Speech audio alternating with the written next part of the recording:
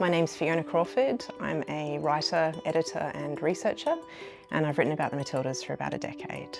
I spend a lot of time riding bicycles actually, and I spend a lot of time looking after rescue animals. I've got currently 6 chickens and 24 beehives and something mad like that. She was always one to want to bring the players' stories forward, bring the stories of the women's game forward, its struggles and the challenges that it's had to overcome, and has written a couple of books on the Matildas. The first one was called Never Say Die, which very much brought out the 100-year overnight success of women's football in Australia. I think I've contributed in a really small way. I think there's actually a lot of people who've been in the space doing much more work than me, so I kind of consider myself just a little part of that, trying to bring professional level coverage and to trying to document the history and just show the tremendous talent of the women. She goes by it herself as a girl called Fred, so we often call her Fred instead of Fiona, and she's been a long-term supporter of the Matildas. From a media perspective, she wrote a lot about the Matildas, probably before many others were interested in the team. I guess she's been in the women's game as long as I can remember. My first memories of her is, covering football and women's football specifically and taking a real interest in that and kind of more looking at the background of us individuals and I think, her interest and passion in that side of sort of football and how it's developed is unique because we didn't have much of that back then, and I guess our history is still fairly fresh, so it's been nice to know somebody's there, been tracking along with it and producing something that we can look back on. I'm much more comfortable not on camera. I'm much happier being behind the scenes.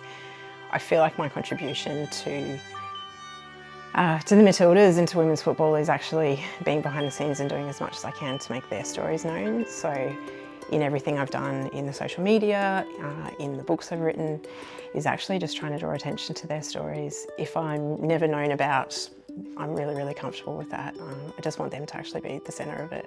She has a real passion for history, for getting things right. I think I've never dealt with an author who's so careful about getting her facts right. She'll check and double check any quote that she's taken or any fact that she thinks she might be able to confirm for her, which I think is a really important thing. Facts matter, those stories matter, and she wants to tell them and tell them truthfully.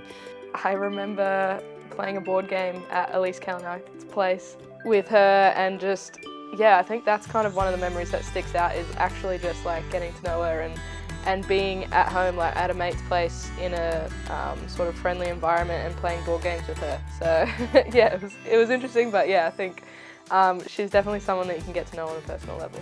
What I hope for the future of women's football is that the hard yards they've done are never forgotten, but they're not the thing we have to talk about all the time.